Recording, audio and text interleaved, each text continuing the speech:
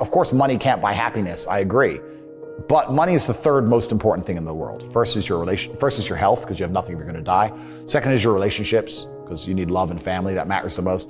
But money can buy everything else. So money's the third most important thing. The average people come to me and say, what do I do? I'm just the average guy. And my only answer is stop being the average guy. It's my only answer. You can't just be the average guy anymore. The idea from the 1950s that you can just be the normal, average, law-abiding, hard-working citizen and you'll have a good life is gone. Any man out here who goes, I'm just going to work hard, do my bit, and obey the laws, and I'll have a good life. No, you won't. No, you will not. Just doing your job is never going to make you rich, because you're just going to be taxed into infinity and you're going to stay broke. So just obeying laws and doing your job now has set you up to be a peon and a slave for eternity. You have to get yourself in a position where you're making enough money. You don't know what to talk about, then you don't understand money. So go learn how money works. Go learn how a bank works. Go sit on YouTube for free. You don't need to pay 50 grand in 4 years like a university. Go sit on YouTube and understand money, banking, or the real estate market, any of it. Understand the last housing price crash, why it happened. Understand mortgage rates and how that's affected by interest rates. Understand it, and then go sit with someone else who understands it and talk about it. People should, even if they haven't got a penny in the world, should be going to these meetings about real estate, about investing, that especially if it's cheap, they should go. Just meet other people who at least have money. Have conversations about money. Talk about it. How are you going to get what you don't talk about? And yes, the cycle of precipitation, right? So a cloud comes, it rains, it falls down to the ground, it goes under the ground, whatever, goes into a stream, it moves into the stream, goes to the ocean, evaporates again, up into a cloud, floats somewhere else, falls down again. It's always moving. That's how money is. People think that money is in these large, stagnant pools hidden in people's bank accounts. That's not really true. Money is constantly moving all the time. And if you can find a way to get in between it and stand in the right place at the right time, you're gonna get wet. I think that's the new modern way to view the world. It's an attention economy. It doesn't matter what you do. If you're getting attention, you'll make money from it. One habit that people need to adopt, and this is a habit I had for a very long time, and I've actually recently cleared it from my brain because I've reached a point where peace of mind is worth more than money. But every single time money is spent, you need to identify how your money was taken from you. And I say taken because money can't be made. Money is taken. Because the only people who can make money are the governments. If you're a government, you can make money. You can print it from thin air, or a bank. But if you're a person, you're not making money. You're convincing other people to give it to you. You're taking money from others. So every single time you spend money on anything, you need to identify how it was taken from you. When you go and buy a coffee, don't just go buy the coffee and sit down. Sit and say, why did I buy this coffee? Okay, I really wanted coffee. Yeah. But then why did I go into this store and not that store? Is it better advertising? Does it have less of a line? Do they have seating? How did they convince me to come in here? How much did this coffee cost? 6 quid. What's the profit margin on that? Probably £5.50, £5.80 probably by the time. The cup probably costs more than the coffee. The coffee is just water. How did they convince me to spend £6 in this place? And when you sit there and analyze, and you all start to learn little lessons about business, you'll learn about the importance of the signage. You'll learn about the importance of there being no queue. Yeah. So that if you ever run a business, I'm telling you, I say with my business, my people all the time, faster. All the time, quicker. Yeah. Like I have a couple businesses that are physical. I'm like, I don't want to see a line. I don't want it to see empty because it looks bad. So when there's lines, you work fast. When we're down to 1 or 2 people, you take your time, you talk to the customer. Right. You keep it so there's like always one person at the thing. Like manage the line. Like people don't think about this stuff. No one's gonna sit and wait in a long queue. Maybe some idiots will, but people like me won't. We got shit to do, right? My time's worth money. I'm not gonna stand and wait in a line. So you have to identify how your money is taken from you. If you start doing that with every single time you spend anything ever, you're gonna start to identify business opportunities, and you're gonna sit there and you're gonna have coffee and you're gonna go, you know what? They could have sold cake and they didn't. Could I outcompete this place? Let's imagine I had the money to start a coffee shop right next door. How would I outcompete them? Well, I'd have cake because they don't have cake. Also, most people in here are businessmen. And the guy serving some dude. No, we need a cute waitress. His ass is fired. We need a chick. Put a chick here, put some cake in. Financial Times, business people in. People don't even think about this stuff. They don't use their brain ever. They don't ever look around and realize how they're spending their money. They don't look around and look at which businesses are successful. They don't look around and pay attention to anything. They don't look at the world and all the things that are happening and how it can benefit them. None of it. They don't look at any of it. They're too busy following the circus. That's why it's clown world. I believe in protecting and providing. I've been misunderstood. I don't want anybody to be offended by anything I say. I want to be a positive force in the world. I don't want anybody to hear what I say and make them feel bad about themselves. I want all people to live righteous and good, whether they're male or female. I think righteous is living true to your heart and knowing that you're doing good by people, not snaking anybody, not lying to anybody. I know I live a very righteous life. The government is not capable of helping the poor.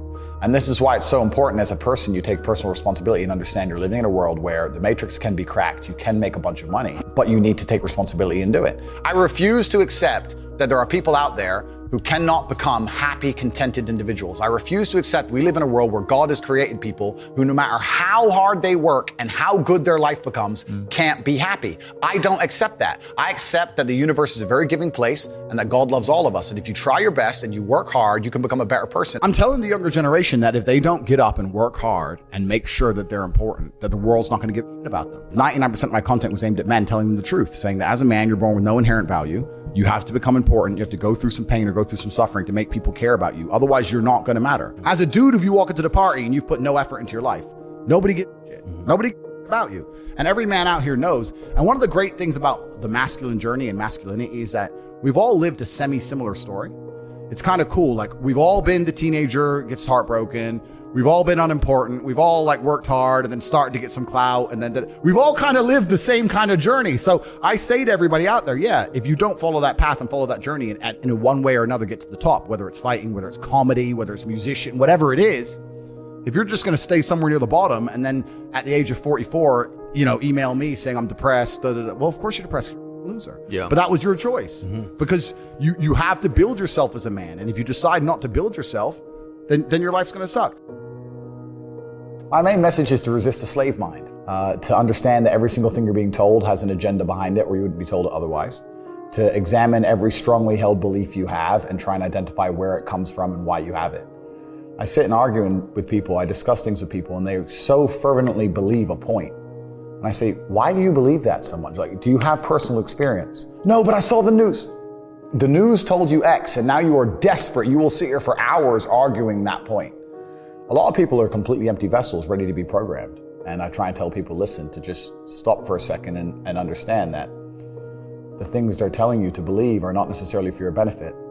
The people who make the rules don't make the rules for the benefit of everybody. They make the rules for the benefit of the people who make the rules of the game. So telling people to resist a slave mind and just be critical thinkers, keep their brain open, pay attention to things, be perspicacious, that's the general theme. And it doesn't matter whether you're left, right, liberal, man, woman, etc. It's just think for yourself. That's the general message. I believe men and women are a beautiful union. I think we're slightly different, but when we work together, we're the most powerful force in the world. And I certainly believe that men and women, when they work together, is the most beautiful force on the planet. So of course I believe in men and women. Of course I believe in love. Of course I believe in marriage. Of course I believe in family. Okay. I believe in marriage in the traditional sense. I believe a man has a duty to stand up and be a real man. I believe that the problem with the world today that we are facing is that not enough men are sticking to the age-old ways of masculinity. I believe that me standing up and saying a man must protect a woman and provide for her, so he needs to make sure that she's safe. He needs a degree of authority. I believe women are sovereign individuals and they can make any choice they so desire. I think that it's important that we remember that a man has a duty. I think I certainly in my relationship have a financial responsibility to provide for my woman. My woman would never have to work unless she wanted to because I'm the kind of person who works hard enough. Large contingent of men who still want to make money, go to the gym, be strong, drive a fast car, be traditionally masculine, and don't want to be shamed for that. And I believe that feeling depressed is real. I don't believe depression as a clinical disease is real. No. I think PTSD is very real. Unfortunately, I have some friends who suffer from that. I know that feeling depressed is real. I believe that the number one power you have against these things are trying to take control of your own mind and affecting your own life. I believe that it's not healthy to hand over all your power and believe that depression is an outside disease that you can't affect. I know that when I've had difficult periods in my life, and also many of my friends, like I've said, suffer from PTSD and been through terrible things. I've lived a very difficult life, and I know people who have, that the things that made them feel better is when they woke up and said, you know what, I'm not going to allow this to damage me anymore. I'm going to take responsibility. I'm going to get up and I'm going to fight this as hard as I can.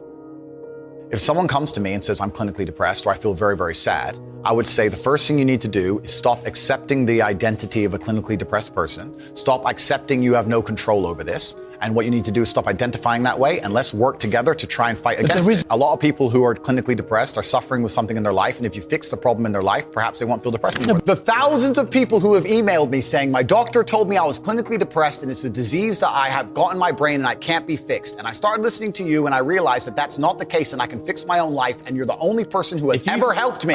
I believe feeling depressed is real. I do not believe it's a disease that you catch from the sky and you cannot affect. I believe that no matter what happens, I believe you have control of your own mind and you can fight against it. I believe if you change your circumstances in your life, you may feel different. I'll give you a quick example. I had a guy who emailed me saying he was clinically depressed and he was going to kill himself. I obviously am not a psychiatrist, I'm not a doctor. I told him, because I replied to my emails. I said, have you been to a psychiatrist? He said, yes, I'm clinically depressed. I've been on these pills, this amount of time. I'm on antidepressants, it doesn't work. I said, I don't know what to say to you besides this. And he said he lost his girlfriend, that's why I became clinically depressed. I said, listen, go to the gym, get a six-pack first. Once you've got a six-pack, email me again. If you still feel like killing yourself, I don't know what else to say to you. But I'd say, strong body is a strong mind, go train.